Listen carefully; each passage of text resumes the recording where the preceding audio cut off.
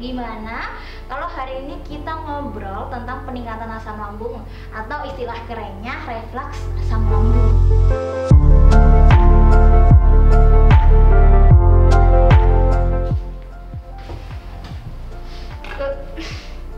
Kamu nggak apa-apa? Aduh, kayaknya asam lambung aku naik deh. Kita jadi ngobrol headshot kah hari ini? Jadilah, sebentar ya, aku minum obat sama minum air putih dulu. Oke.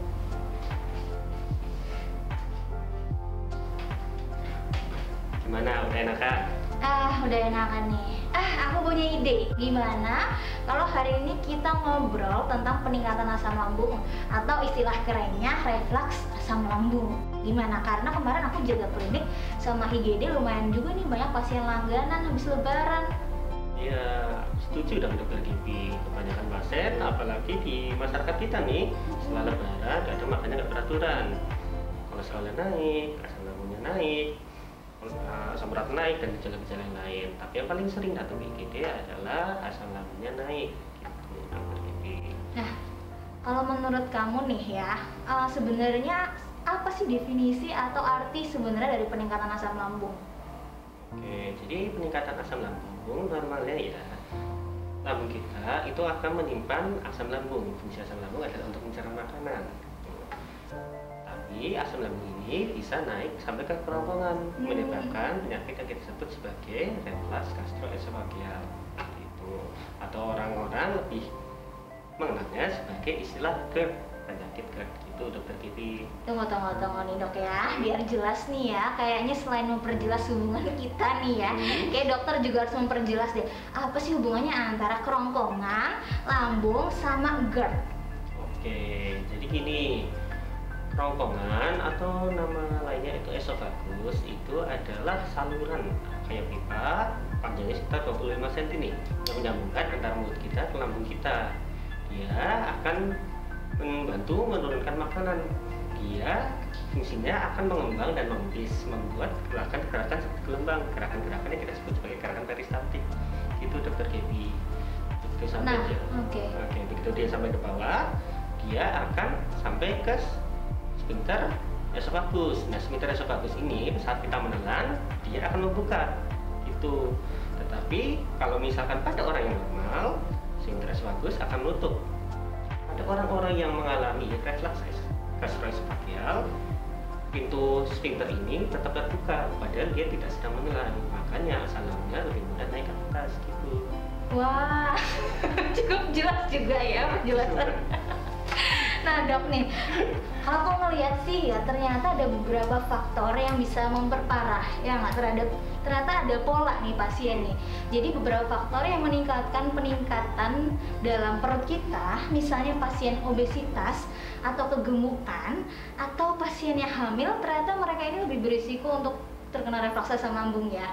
Nah juga nih pasien-pasien yang biasanya suka lupa ya kan, ternyata mereka ini stres, mungkin belakangannya mereka ada pikiran. Nah dan yang the most important thing juga ya, pasti makanan ya kan dok? Ya, setuju banget dan dokter Gaby. Jadi pada orang-orang yang hamil, pada orang-orang yang obesitas atau kegemukan, terjadi peningkatan di dalam perutnya sehingga lambungnya tertekan, menyebabkan asam lambungnya mudah meningkat, seperti itu. Selain itu ada faktor-faktor yang disebutkan dokter Gaby tadi, makanan yang enak. Contohnya apa? Makanan berlemak, kopi, teh, makanannya pedas-pedas, makanan yang kecut-kecut, rokok, alkohol, itu menyebabkan iritasi asam lambung sehingga asam lambungnya lebih mudah naik ke atas. Itu dokter Gaby. Waduh, itu sih makanan semua suka ya, apalagi kemarin lebaran nih, rendang ya kan, opor. Nah, karena asam lambung ini naik gitu ya, berarti gejalanya ini juga sesuai. Jadi asam lambungnya naik, dia mengiritasi kerongkongan sehingga akan menimbulkan nyeri yang disebut dengan heartburn atau nyeri dada seperti terbakar. Dan khasnya ini dia itu adalah dari bawah ke atas. Nah ini harus dibedakan dengan nyeri dada pada jantung atau misalnya pada penyakit paru yang kronis ya. Kalau jantung dia itu nyerinya khas seperti tertindih gitu ya dok ya. Dan juga disertai dengan keringat dingin dan penjalarannya itu biasanya ke tangan kiri atau bisa juga ke tangan kanan. Bisa juga sih ke punggung sih. Nah kalau misalnya yang nyeri karena penyakit paru kronis, otomatis dia nyerinya itu bersifat kebanyakan tajam dan juga akan diperparah dengan menarik napas gitu ya dok ya. Ya, seperti itu dokter Kipi. Selain gejala-gejala yang sudah disebutkan oleh dokter Kipi, ada beberapa orang akan ditemukan gejala seperti mual muntah. Rasanya kalau mau makan kok cepat kenyang. Kadang asam lambungnya bisa naik sampai kerongkongan, menyebabkan batuk-batuk, suaranya serak, kemudian ada gangguan sulit menelan. Ada beberapa orang bahkan batuk-batuk sama sesak napas itu sudah diobati tidak bisa sembuh. Mungkin itu disebabkan karena bisa juga dokter Kipi. Nah mungkin nih karena lebaran lagi masa koronce gini ya dok ya, mungkin dokter Aldo ada tips and trick yang bisa di-share ke teman-teman, apa sih hal yang bisa dilakukan sendiri gitu ya dalam menanggulangi penyakit asam lambung ini? Oke, sebelum kita periksa ke dokter nih, mungkin kita takut nih mau ke rumah sakit, ada corona dan lain-lain. Ada baiknya kita melaksanakan tips-tips ini dulu. Tips yang paling mudah adalah pertama, jangan pakai baju ketat. Baju yang terlalu ketat. Setuju Pak Dokter Kipi ya. Atau ikat pinggangnya terlalu kencang. Ya. Benar. Jadi kalau misalkan ikat pinggangnya terlalu kencang atau bajunya terlalu ketat, menyebabkan penekanan pada lambung. Jadi asam lambungnya lebih mudah naik ke atas. Kalau misalkan bajunya nggak bisa dibesarin, berarti perutnya harus dikecilin. Ya. Berarti berat badannya juga harus diturunkan. Iya, diet. Setuju banget. Selain diet, harus kita bahas makan makanannya. Tadi sudah disebutin, rokok, alkohol, kopi, itu harus dihindari, terutama kalau malam hari. Kenapa? Soalnya kalau malam hari biasanya nih habis makan kita langsung rebahan tuh, langsung tiduran gitu. Tapi begitu rebahan tiduran, asam lambungnya langsung naik ke atas. Kenapa? Karena lambungnya belum kosong. Jadi kalau misalkan kita mau tidur jam 9 nih, sarannya maksimal makan malam itu jam 7. Kita kasih waktu 2 jam biar makanannya turun terlebih dahulu. Kalau misalkan udah dicoba dikasih jeda makan tapi kok dadanya masih rasa panas, rasa terbakar, bisa dibantu batalnya kita naikin ya. Pas waktu kita bahan tidur tidak terlalu mudah asam lambungnya naik ke atas gitu dokter Kipi. Ya, nah juga jadi perhatian bahwa asam lambung ini mengenai segala usia ya dok ya.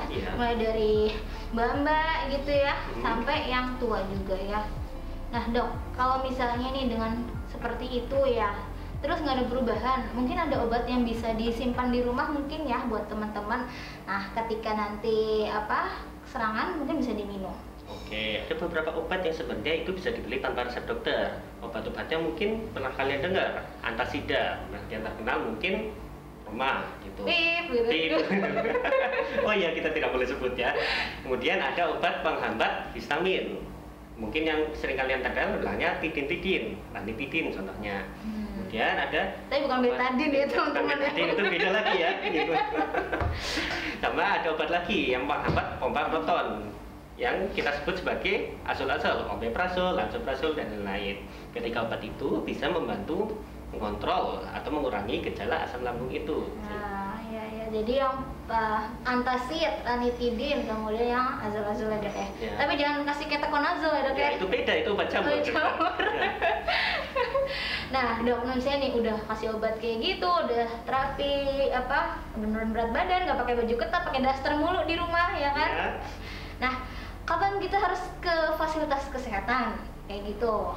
Oke, kapan kita harus ke fasilitas kesehatan? Tadi kan kita udah sebutin nih tips triknya. Kalau itu sudah dilaksanain, kok keluhannya nggak berkurang, ada baiknya dilakukan pemeriksaan ke rumah sakit atau ke dokter. Tuh. Jangan ke mana dok? Jangan ke mana? Jangan kemana? Ke Rita. Rita malah makannya makin banyak, makin lebar gitu ya dokter. Jadi setuju banget. Iya. Jadi kalau misalkan contohnya kok rasanya makannya ganjel, kalau buat turun kok rasanya sulit, kemudian kok berat badannya turun terus padahal nggak lagi diet, itu mungkin ada tanda-tanda sudah ada gangguan di kerongkongannya. Misalkan dadanya ada sakitnya seperti yang diceritakan dokter Kipi, tertindih dan lain itu, mungkin itu bukan penyakit asam lambung, bisa juga itu gejala-gejala jantung atau jadi ulu hati. Kadang-kadang juga sering tumbang tindih ya dok ya. Ya, setuju banget sama dokter Kipi. Dan kadang kalau misalkan lambungnya sudah teriritasi, kerongkongan sudah teriritasi terlalu sering. Jangan grogi gitu dong. Ya, nggak grogi. Banyak nih pasien-pasien kita datang ke IGD dan keluhan lambungnya berdarah. Jadi akan ada muntah darah, akan ada BAB-nya hitam, seperti aspal, seperti sambal petis. Nah, kalau sudah ada tanda-tanda seperti itu, ada baiknya segera diperiksakan ke IGD. Itu udah Ya, jadi kalau udah minum obat, gejalanya masih lama, apalagi sampai mengganggu aktivitas yang harusnya bisa kerja, nggak bisa kerja, nggak apa-apa. Silakan aja datang ke fasilitas kesehatan, gitu ya. Siap. Nah, oke, kayaknya udah cukup banyak ya kita bahas hari ini atau kita ngobrolin ini ya. Udah jam berapa nih? Nah, mungkin kalau misalnya teman-teman atau pemirsa di rumah nih ada yang masih bingung atau mau request membahas apa, bisa tulis di kolom komentar di bawah ya. Nah, kalau teman-teman udah terlanjur nih bikin sambal balado atau apa, jangan dibuang, nggak apa-apa ya, karena kita tidak pernah melarang ya, atau memantang, hanya membatasi aja, disesuaikan dengan kemampuan lambung. Nanti kalau orang nggak boleh makan ini, nggak boleh makan itu, akhirnya saya makan apa Bu Dokter? Stres sendiri ya. Iya, stres sendiri, nggak gara-gara makan, stres. gitu ya, nggak apa-apa, asalkan disesuaikan dengan kemampuan sendiri. Kalau gitu, Dok Dep sama Dok Al mau pamit dulu ya. Kalau ada pertanyaan tadi bisa request di kolom komen. Terus kita punya pantun. Oke, pantunnya Dokter Gaby gimana? Yuk, 1, 2, 3. Ikan kembung, ikan teri. Percaya diri.